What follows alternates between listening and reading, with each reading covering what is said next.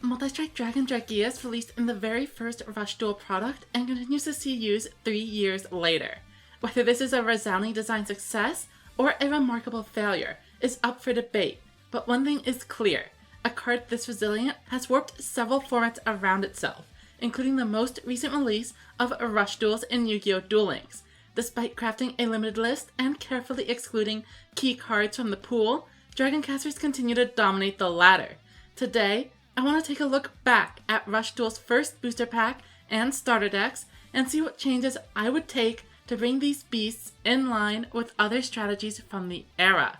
Before we start, I want to make it clear we're discussing this within the context of the early metagame.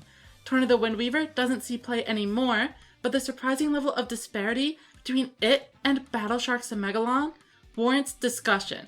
Similarly, if we were to buff Max Raider to 3100 attack, it probably wouldn't see much play in the modern Rush Duel format, but it would be an absolute menace at a time where Blue Eyes White Dragon is considered a staple. With that, let's begin by taking a look at starter deck yugioh. This spellcaster strategy offers a combination of several good monster effects, along with the single most powerful trap, Dark Revelation. By discarding monsters with Mystic Dealer, Torna, and Seven Sword Witch, it's possible to have this trap online during the very first turn of the game. This is clearly a card that needs to be handled. Let's compare it to counter-offensive Dragon Strike, another battle trap. To use it, you must first have your monster get destroyed, and then you also need to discard a card from your hand. As a reward, you get to destroy one monster of your choosing. In comparison, Dark Revelation has you shuffle 4 monsters from your graveyard, allowing you to keep all resources on your field and destroying everything in attack mode the opponent has. Placing no real cost on a Mirror Force is laughably above curb, so it needs to be brought down. First, let's change it to be more like Sakuretsu Armor. To compensate for the weaker effect, we can reduce the requirement from 4 to 3. And while we're here, let's remove the discard requirement from Dragon Strike. It still requires a monster to be destroyed, but as a trade-off, it can hit defense mode monsters, which is relevant when facing down Yami Ruler in KP01 or Dark Lurker from KP02. Next, let's address something else. Due to the power of the traps, spellcaster engines are found in just about every deck. And while that's not necessarily a bad thing, the power level of certain cards can be kept the same if we give encouragement to the type restrictions. Seven Sword Witch and Torn of the Windweaver both have a cost of discarding 1 card. Let's bring them in line with Mystic Dealer and change the requirement to discarding a spellcaster monster. Now they are just as strong as always, but become a bit harder to mix with other strategies. And if we're talking about Torna, let's buff some Megalon.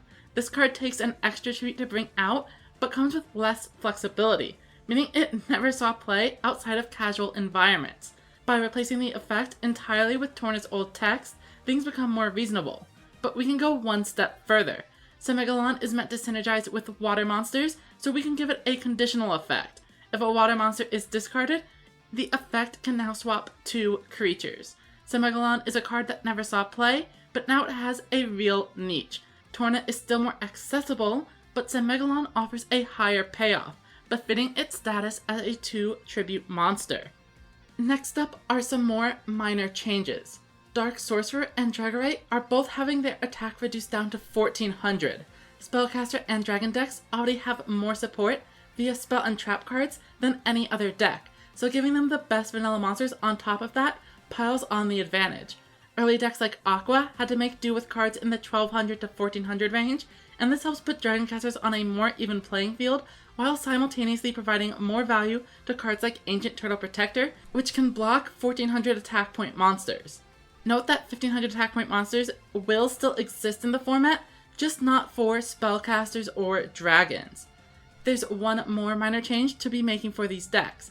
In the early format, everybody else is forced to rely on Hammer Crush, which requires a discard. Spellcasters and dragons, however, get a version that doesn't have any cost. Not only is this a random piece of extra support for a deck that's already eclipsing everything else, but it also means they can run 6 to 9 copies of that removal. If you want to avoid losing to Dark Revelation, the best strategy is to be on Spellcasters, as you'll have strong traps for backup and more removal in the first place. My solution here is simply deleting the cards and replacing them with Hammer Crush in the starter decks. To be clear, These cards are not overpowered, but I think they should be released a bit further down the line, rather than right away. If this concept turns into a series, we will reintroduce them in set 3 or 4 once other decks have more time to breathe. That's everything we're touching from Yuga's end, so let's head over to Luke and talk about the elephant in the room, Dragoncasters. There are many ways to go about addressing this card. For example, sending the top card of the deck to the graveyard is not a real cost, so perhaps players should have to discard instead. Or, as Konami is fond of doing on many future cards, we could prevent the second attack from being direct, forcing Dragoncasters to battle with monsters. However, the solution I favor is the simplest one, reducing the stats. 2500 is a hard cap for non-legend monsters in rush duels. Dragoncasters has the strongest monster effect in this format. These two things should not go together. By bringing Dragoncasters down to 2000 attack, things become much more interesting. There's now a real and significant trade-off. Dragoncasters still excels at breaking defensive boards and pushing for damage, but 2000 puts him at the lower end of 2 tribute monsters and even allows Fire Guardian to break through. This starter deck contains several other powerful cards like Phoenix Dragon, but with Dragoncasters nerfed and Dragon's Inferno gone, I believe they're okay. Unlike Dark Revelation, Dragonic Pressure comes with a real cost, and basically mandates running a deck with only dragon monsters. And that brings us to Hyperspeed Rush Road, the first booster set which released just 1 week after the starter decks. One of the reasons for Dragoncasters' dominance is that this set contains just 50 cards, of which 18 are either spellcasters, dragons, or support for them. We aren't going to instantly create a diverse meta of 10 different decks with such a limited pool, but we can lay some groundwork. Let's start by replacing some cards. Nothing important, just some vanilla monsters. Little D, Lizard Soldier, and Lesser Dragon are all underwhelming dragons that serve no purpose other than padding the monster count for Dragonic Pressure. We're going to reach into the future and replace them with Stalk the Noodle Ninja, Germaloo, and Innocent Lancer, 3 pyro monsters which synergize with Spice the Elite Noodle Ninja. This gives the deck additional low levels and an in-engine out to the opponent walling up via Innocent Lancer's Piercing. Similarly, we're going to replace Crawling Dragon, Lamoon, and Machine Attacker with Blue Falcon Tengu, Survival Swordfish, and Taku Minos, providing Battle Shark Megalon a few extra water monsters that it can pair with its effect. Next, let's head over to the cards that we're going to nerf or buff. Yami Ruler, much like Dragoncasters, is committing a cardinal sin by being a 2500 monster with upside in a format where the best 2 tribute normal monster is Max Raider. Yami Ruler is hit with the stat nerf Bat, and Max Raider is getting buffed. In addition to increasing the attack, the defense is also going to 1600, preventing an opposing Torna from getting over it on its own. Diabolic King Beetle is also a card that deserves some attention. I'd love to see it be a more threatening boss, so I've made several changes. The Beetle now provides twice as large of a boost, allowing for some very scary late game plays. Additionally, it raises the level of the affected monster by 2, providing synergy with Sports Dragon Pitcher, a level 1 monster from the set. However, we've adjusted the requirement to force Beetle to target a level 8 or lower monsters. This allows players to stack 2 boosts onto a single Beetle, but prevents players from doing so with Dragoncasters, which could run wild when paired with Pierce. Next up is Ride Across, Hero of the Dawn.